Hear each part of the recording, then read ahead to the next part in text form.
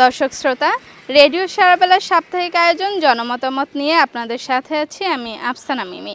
আজকের জনমতামতের বিষয় জলবায়ু পরিবর্তন মোকাবেলায় করণীয় কী বলে আপনি মনে করেন। এ নিয়ে আমাদের সাথে যুক্ত হচ্ছেন সরকারপাড়ার ফরাদ আকন্দ, সোনাতলার বেলাল ইসলাম, খাঙ্কা শরীফের মাহফুজ আলম, বগুড়ার সাইদুল ইসলাম এবং ধানখরার নাজমা বেগম। আধুনিকায়নের ফলে জলবায়ুর বিভিন্ন ধরনের পরিবর্তন আমরা পরিলক্ষিত করছি, যেমন অতিরিক্ত গরম, অতিবৃষ্টি। এগুলো আসলে আমার দুই হাতের আর কি ইনকাম আর কি। আমরা বর্তমান বিষয়ে আধুনিক করতে গিয়ে আমরা এরকম সমস্যাটা আমরা নিজে হাতে তৈরি করেছি। তো এটা সমাধানের জন্য অবশ্যই আমাদেরকে যে সকল বৈজ্ঞানিক নিয়ম আছে, যেমন বেশি বেশি বৃক্ষরোপণ করতে হবে। আমাদের যে কার্বন ডাইঅক্সাইড তৈরি হয়, যেমন পলিথিন বা বিভিন্ন কলকারখানার বর্জ্য থেকে, সেই বর্জ্যগুলো সুন্দরভাবে নিষ্কাশনের ব্যবস্থা করতে হবে। যত দ্রুত সম্ভব আমাদের যে জনসাধারণ আছে তাদের ভিতরে যে সচেতনতা সৃষ্টি করা, যে আমরা কি করব, কি করলে আমাদের এই দুর্যোগটা পরিবেশটা আবহাওয়াটা ঠিক হবে। বর্তমান বিশ্বে যদি আমি বলি যে সবচেয়ে চ্যালেঞ্জিং বিষয় হচ্ছে আমাদের এই জলবায়ু পরিবর্তনটা রোধ করা। হ্যাঁ, আমাদের সচেতনতা, আমি সব দিক দিয়ে প্রাধান্য দেব হচ্ছে যে সচেতনতা সব থেকে আমাদেরকে এই ক্ষতির মুক্তি রক্ষা করতে পারে। জলবায়ু পরিবর্তনের জন্য আমাদের সচেতন হতে হবে। আমাদের এখানে আশেপাশে কলকারখানা, বর্জ্য আবর্জনা এগুলো কমাতে হবে। যেখানে সেখানে ময়লা আবর্জনা ফেলা যাবে না। আমরা সবসময় পরিবেশ রক্ষা করতে গেলে আমাদের সবসময় পরিষ্কার থাকতে হবে।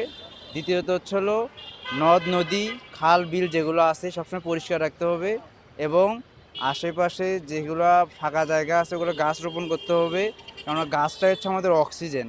হ্যাঁ, আর ইউক্যালিপটাসের যেগুলো গাছ আছে এই গাছগুলো আমরা লাগাবো না, কেননা এগুলো আমাদের মানবদেহের অক্সিজেন নষ্ট করে ফেলে। এই গাছ থেকে আমরা বিরত থাকবো। আর দ্বিতীয়ত হচ্ছে হলো আমাদের সবসময় রাস্তাঘাট পরিষ্কার রাখতে হবে, এমনকি আমাদের নিজেকে সবসময় পরিবর্তন করতে হবে। এক কথা, আমরা যদি নিজেরা যদি পরিবর্তন হই তাহলে সব কিছুই পরিবর্তন হয়ে যাবে। জলবায়ু পরিবর্তন মোকাবেলায় সর্বপ্রথম আমাদের সচেতন হতে হবে। যেমন জলবায়ু পরিবর্তন করতে হলে আমাদের সর্বপ্রথম গাছপালা নিধন আটকাতে হবে। গাছপালা আমাদের যথাযথ কাটা যাবে না, প্রয়োজনে আমাদের গাছপালা বেশি বেশি লাগাতে হবে। গাছপালা না লাগালে আমাদের জলবায়ু পরিবর্তন মোকাবেলা করা সম্ভব নয়। যে জলবায়ু, যে আমাদের যে সমস্যাটা, এখন সবাইকে সচেতন হতে হবে। প্রথমে আমি নিজে সচেতন হব এবং মানুষকেও সচেতন করব। আমরা যেখানে সেখানে পলিথিন বর্জ্য ফেলি নদীতে বা পুকুরে, এইটাও আমাদেরকে দূর করতে হবে। আর গাছপালা, যেটা সবুজ গাছ, কিন্তু আমরা এখন মনে হয় চোখেই পড়ে না। আগে যে বড় বড় গাছ ছিল সেখানে অনেক পশু পাখিও অনেক সময় বাসা বাঁধছিল, কিন্তু এটাও একটা প্রকৃতির জন্য ভারসাম্য ছিল, কিন্তু এখন আর সেইটাও নাই। সেই ভারসাম্যটাও আমরা হারিয়ে ফেলছি। আমরা যেখানে সেখানে গাছ না কেটে, আমার মনে হয় আমি যদি একটা গাছ নষ্ট করি, আমার হতেই পারে নষ্ট। আমার জীবনের চাহিদা মেটাতে বা আমার অর্থনৈতিক চাহিদা মেটাতে আমি একটা গাছ ধ্বংস করতেই পারি, কিন্তু সেটার পরিপ্রেক্ষিতে আমার আরও 2টা লাগানো দরকার। আমরা যদি এইটা করতে পারি তাহলে মনে হয় যে আমরা আরও পরিবেশটা আমরা সুন্দর রাখতে পারবো। জলবায়ুর যে সমস্যাটা, যে আমরা এই যে শীতের সময় দেখা যাচ্ছে আমাদের শীত কমে যাচ্ছে, গরমের সময় অনেক গরম হচ্ছে, কিন্তু এইটাও কিন্তু একটা জলবায়ুর সমস্যা। কিন্তু আমরা প্রশাসনের কোনো দৃষ্টি এখানে আমরা দেখতেছি না।